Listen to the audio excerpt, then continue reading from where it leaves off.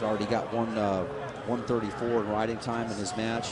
And again, he just has he's powerful, keeps a high pace through his match. And when he gets in the top position, he's just always trying to knock you off your base. A little hand fighting here. But notice how he didn't just give that up. That's a situation where, lesser competitors would have not given that, and would have given that cheap escape and just, pushed him out. But Frank Molinaro wants to be in charge of the match. He'll let you up when he feels like it. Getting our first look at Eric Grajales of Michigan. Sophomore, two-time NCAA qualifier with a 3-1 lead on Bracetta, Virginia Tech. Yeah, Grajales is dangerous.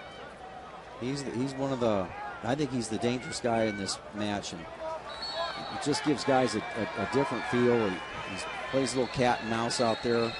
He's very flexible. He's got heavy hips. He can ride when he needs to, and his conditioning will certainly be tested when he goes against somebody like Molinaro if he makes it that far, which gets a win right here. He's up 3-1, but he's an interesting style matchup. And if you take a look at Darian Caldwell, national champion from several years ago, he was wrestling coming back after a red shirt, and he's wrestling Grajales, and that was this unfortunate situation where Caldwell broke his arm last year in the tournament, the returning champion. But again, he just gives you a different feel. Sticking with the Big Ten theme, Hunter Stieber, 7-4 winner. Stieber into the quarterfinals. Oh, this is important right there. Interesting. Boy, what strength that Molinaro showed right there. Sakaguchi looked like he might have him. Yeah, and the referee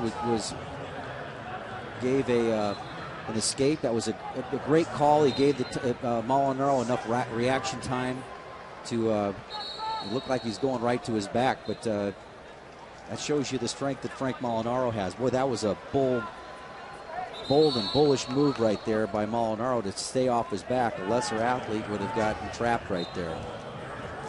Nick Lester, Oklahoma. Kevin Te'au of American University squaring off on mat 2 as you follow along at home. Molinaro of Penn State 5-3 with Sakaguchi of Oregon State. The Beaver has wrestled tough in this bout.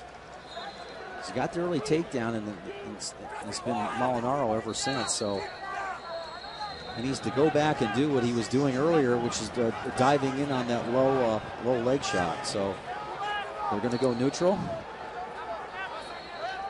1 point on the board for Molinaro. See a couple of slaps by Sakaguchi, the Pac-12 champion this year. 13-match winning streak for the redshirt sophomore out of Clovis, California.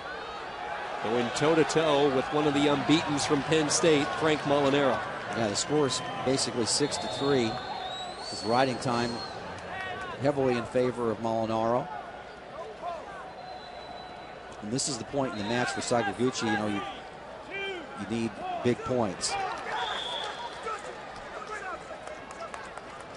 And just your average little takedown is not going to be enough to get it. You might get it on somebody like Frank Molinaro, but he's effectively got a 3-point lead.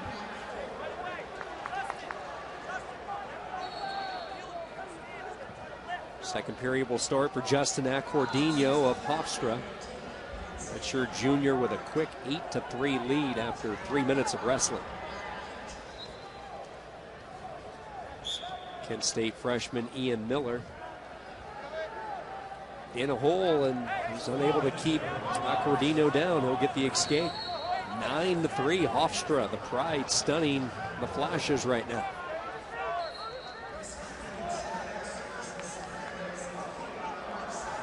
Grajales still leading by 2 on Bracetta. Third period, 37 seconds to go in that bout. Lester getting some back points for Oklahoma on Te'au of American. He'll get the 2, plus he'll get the full maximum load. 3 points in the near fall. And let's see if Lester can take it one step further. Lester's had a good tournament. He knocked off a seeded wrestler to get to this point. Knocked off a number 4 seeded wrestler to get here, and he's rocking and rolling right now. Justin Accordino gets the fall for Hofstra.